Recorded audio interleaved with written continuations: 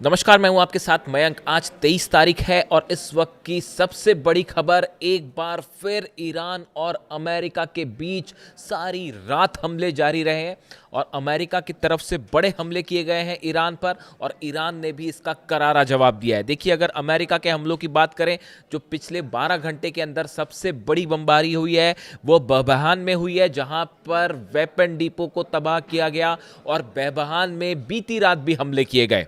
इसके अलावा खुजिस्तान जो है वो लगातार अमेरिका के फाइटर जेट्स के निशाने पर है और यहाँ पर बिद बुलंद रिफाइनरी है ईरान की, जिसके ऊपर हमला किया गया है। यानी ईरान की अब ऑयल रिफाइनरीज, पावर स्टेशंस, सब के सब अमेरिका के निशाने पर हैं, जिस पर लगातार हमले हो रहे हैं। माशर में हमले हुए हैं।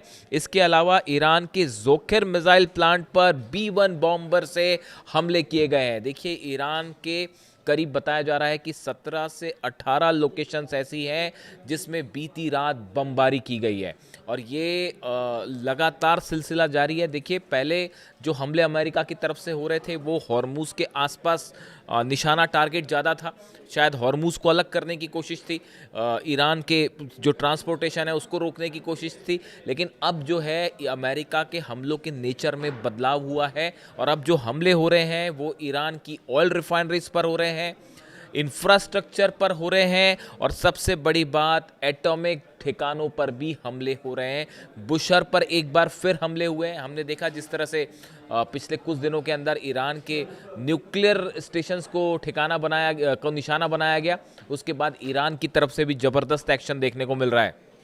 ईरान ने एक बार फिर 4 अरब देशों पर निशाने साधे हैं। अली अल सलीम बेस पर कुवैत पर हमला किया गया है। बहरीन में शेख ईसा एयरबेस पर एक बार फिर सायरन बज रहे हैं, ईरान की तरफ से हमले हुए हैं। और जॉर्डन में फिर से अमेरिका के बेस को निशाना बनाया गया है। शाहिद 136 ड्रोन से और खैबर मिसाइल से ये अटैक किए गए हैं। देखिए, लगातार ये हमले जारी हैं, लेकिन इसके बीच 2-3 खबरें ऐसी हैं जो बेहद अहम हैं और अमेरिका के लिए इसे बड़ा झटका माना जा सकता है। और सबसे बड़ी खबर यह है, बाब अल मंदेब बंद कर दिया गया है। जिस तरह से हॉर्मूज बंद है, उसी तरह से अब बाब अल मंदेब भी बंद कर दिया गया है। बाब अल मंदेब यानी वो रास्ता जो लाल सागर को अदन की खाड़ी और फिर आगे हिंद महासागर से जोड़ता है, इसे पूरी तरह से बंद कर दिया गया है। बताया जा रहा है हूती का जो नेवी विंग है उसने यहाँ एक्शन शुरू कर दिया है। सऊदी के करीब 10 जहाज ऐसे हैं जिन्हें वापस लौटा दिया गया, जो बाब अल मंदेब को पार करना चाह रहे थे, लेकिन उन्हें वापस स्वेज कैनाल की तरफ आगे बढ़ा दिया गया। देखिए, गौर करने वाली बात यह है, अगर सऊदी की बात करें, सऊदी का 70% तेल बाब अल मंदेब से होकर निकलता है और अगर दुनिया के लिहाज से बात करें तो करीब 10 से 15% गैस और LNG और तेल का जो है आयात निर्यात वो बाब अल मंदेब से होता है, जो कि अब बंद कर दिया गया है। देखिए, इसके पीछे कई सारी चीज़ें हैं। रूस के विदेश मंत्री लावरोव का बयान आया था 2 दिन पहले। उन्होंने ये कहा था कि अगर बाब अल मंदेब बंद हो जाएगा तो पूरी दुनिया में हाहाकार मच जाएगा। ये बयान था रूस के विदेश मंत्री का। लावरोव कह रहे हैं, मतलब पुतिन कह रहे हैं। माना ये जा रहा है कि ये जो बात कही थी लावरोव ने, ये पुतिन की तरफ से अमेरिका को, डोनाल्ड ट्रंप को वार्निंग थी कि अगर रूस के ऑयल ठिकानों पर हमले जारी रहे, ईरान के ऑयल फील्ड्स पर हमले जारी रहे या आगे न्यूक्लियर स्टेशंस पर हमले हुए तो बाब अल मंदेब बंद कर दिया जाएगा। और देखिए, वही हुआ अल्टीमेटली। एक भी जहाज अब बाब अल मंदेब से नहीं निकल पा रहा है। जहाज़ों पर खतरा मंडरा रहा है। हूती की तरफ से वार्निंग दे दी गई है कि खास तौर पर सऊदी का कोई जहाज़ यहां से नहीं निकल पाएगा।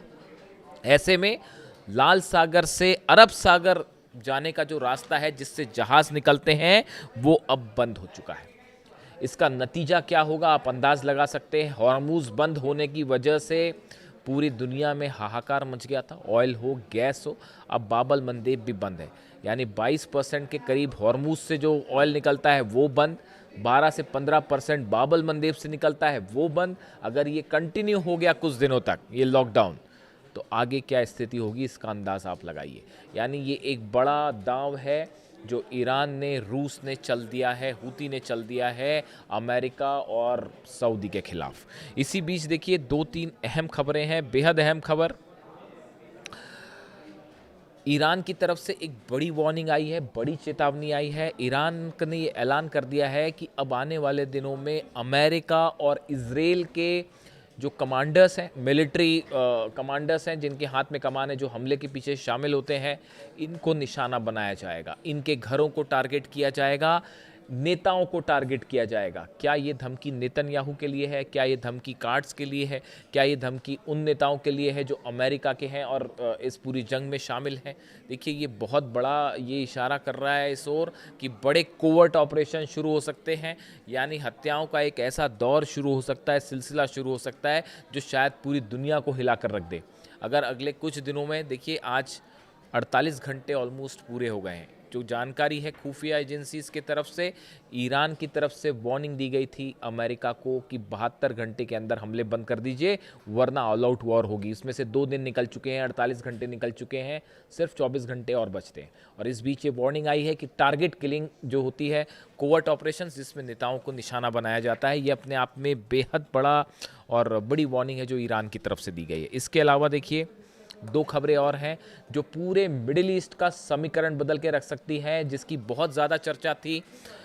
अमेरिका और सऊदी के बीच न्यूक्लियर डील। देखिए, ये वो खबर है जिसने सबको हैरान करके रख दिया। मेरी नज़र थी इस बात पे, मैंने कल इस पे वीडियो नहीं बनाया, इस पे बात नहीं की, क्योंकि वजह ये जाननी ज़रूरी है कि आखिर अमेरिका ने आनन फानन में सऊदी के साथ ये डील क्यों की। देखिए, मोहम्मद बिन सलमान जो क्राउन प्रिंस हैं, इनका बड़े समय से ये सपना था, ऐसा कई एक्सपर्ट बताते हैं कि सऊदी जो है वो एक न्यूक्लियर पावर बने। और अब ये जो डील हुई है, ये सऊदी को यूरेनियम एनरिचमेंट की इजाज़त देता है और 30 साल के लिए समझौता होगा, इस तरह की बातें सामने आ रही है। वॉल स्ट्रीट जर्नल के हवाले से ऐसी खबरें हैं। अब सवाल ये है कि अब्राहम एकॉर्ड जो है वो तो साइन किया नहीं है सऊदी ने। पहले ये होता था हमेशा कि सऊदी से अगर किसी तरह की बात मनवानी है या कोई डील करनी, तो एक आ जाता था पहले आप इसराइल के साथ जो है अब्राहम एकॉर्ड साइन करिए, इसराइल के साथ रिश्ते बेहतर करिए, तो फिर अमेरिका डील करेगा सऊदी के साथ। लेकिन ऐसी कोई शर्त रखे बिना आखिर डोनाल्ड ट्रंप ने ये समझौता क्यों किया सऊदी के साथ? क्या इसके पीछे की वजह यह है कि ईरान के खिलाफ सऊदी को उतारने की तैयारी है, या ईरान के खिलाफ जो है सऊदी को जंग में खींचने की तैयारी है? बात नंबर 1। बात नंबर 2, क्या चीन, देखिए ये एक बात है जिस पर कई समय से मैं नज़र बनाए हुए था। आप देखिए, चीन जो है वो कतई ये नहीं चाहता कि सऊदी ईरान के खिलाफ जंग में कूदे। पहले भी चाइना के विदेश मंत्री वांग यी की तरफ से बयान आ चुके हैं और वो सऊदी समेत कई अरब देशों को ये वार्निंग दे चुके हैं कि आप ईरान के खिलाफ सीधा जंग में मत जाइए। क्या सऊदी और चीन के बीच बढ़ते रिश्ते डोनाल्ड ट्रंप को खटकने लगे थे और डोनाल्ड ट्रंप को ये लगने लगा था कि पूरा अरब हाथ से चला जाएगा अगर सऊदी और चाइना के बीच किसी तरह की बड़ी डिफेंस डील हो जाती है? देखिए, ईरान जो मिसाइल्स मार रहा है उसका तोड़ किसी के पास नहीं है, ना अरब देशों के पास है, ना अमेरिका के पास है। पेट्रियट और थार्ड भी जब उड़ जा रहे हैं जॉर्डन में, बहरीन में और कुवैत में, हमने देखा इराक में जो पेट्रियट सिस्टम लगे उनके ऊपर मिसाइल्स गिरी हैं। जब पेट्रियट सिस्टम तबाह हो जा रहा है तो अरब की रक्षा कैसे होगी? इसी वजह से आप यूएई की बात करें, सऊदी की बात करें, सब डिफेंस डील करना चाहते हैं दूसरे देशों के साथ। ऐसी खबरें हैं बैकडोर से कि सऊदी और चाइना के बीच में किसी तरह की डील चल रही थी पर्दे के पीछे, और शायद इसकी भनक थी ट्रंप को और अमेरिका को, और ये लगने लगा था कि अगर सऊदी की कोई बड़ी डील हो गई चाइना के साथ तो हाथ से मामला निकल जाएगा, क्योंकि चीन इस पूरे जंग का फ़ायदा उठा के अपने डिफेंस हथियार बेचने की कोशिश में लगा हुआ है। चीन की कोशिश ये है कि अरब पर किसी तरह से अपना प्रभाव जमाया जाए। क्या इसको काउंटर करने के लिए आनंद फानंद में ये डील का अनाउंसमेंट किया गया है? अब्राहम एकॉर्ड गया तेल लेने, उसमें वो बोल दीजिए, तो इसराइल अलग वहाँ परेशान है कि भाई सऊदी के साथ डील हो जाएगी तो हमारा क्या होगा, वो एक अलग परेशानी चल रही है। यानी पर्दे के पीछे कुछ ऐसी खिचड़ी पक रही है जिसमें ये आपस में ही, देखिए एक बात तय, ये इसकी बड़ी वजह है, पहले ये माना जाता था कि अमेरिका का पूरा मिडिल ईस्ट में जो है प्रभाव है, कंट्रोल है। अब ईरान ने वो प्रभाव, कंट्रोल सब वो हिस्ट्री बना दी, उसको पास्ट टेंस में कर दिया। उसको वो बता दिया कि भाई ऐसा है, ना आप खुद सुरक्षित ना अरब देश सुरक्षित। तो अब ये हर अरब देश ये बात मान चुका है कि भाई अमेरिका रक्षा नहीं कर सकता, डिफेंस सिस्टम नहीं रोक सकते, तो ईरान की मिसाइल्स का मुकाबला कैसे हो? तो कुछ ना कुछ तो इंतज़ाम करना पड़ेगा। इसीलिए ये डील्स हो रही हैं। यानी जो पावर बैलेंस है वो मिडिल ईस्ट में अब हमेशा के लिए बदल चुका है।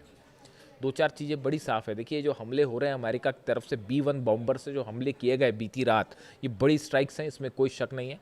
और ये जो B-1 हम बॉम्बर्स हैं इस पर मैं अलग से बात करूँगा। ब्रिटेन ने ये जो इजाज़त दी है, ब्रिटेन के नए पीएम की तरफ से जो अनाउंसमेंट हुआ कि ब्रिटेन के जो बेसेस हैं उनका इस्तेमाल कर सकेगा अमेरिका, बर्नहम की तरफ से जो बात कही गई कल डिएगो गार्सिया और RF फेयरफोर्ड को लेकर, ये इस बात का मैसेज है कि अब ब्रिटेन भी ईरान के खिलाफ जो है वो आज नहीं तो देर सवेर जंग में कूदने की तैयारी में है। देखिए देर बस इतनी है कि इस समय कोई अरब देश ये हिम्मत नहीं कर पा रहे हैं कि ईरान पर हमला करें, क्योंकि बड़ा नुकसान होगा।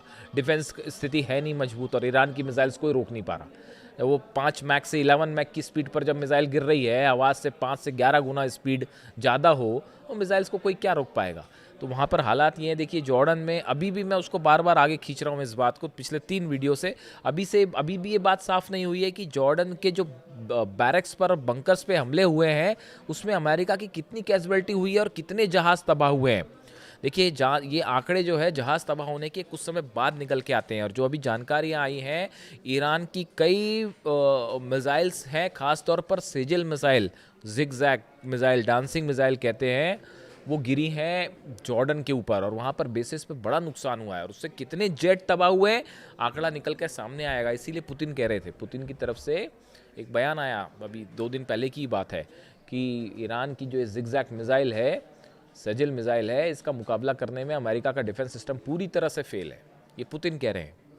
आप देखिए, आप जरा कोइंसिडेंस समझिए चीज़ों को कि कैसे हो रहे हैं। रूस के विदेश मंत्री का ये कहना लावरोव का कि बाबल मंदेब बंद हो जाएगा तो बड़ा खतरा हो जाएगा और हाहाकार मच जाएगा, और बाबल मंदेब बंद हो गया।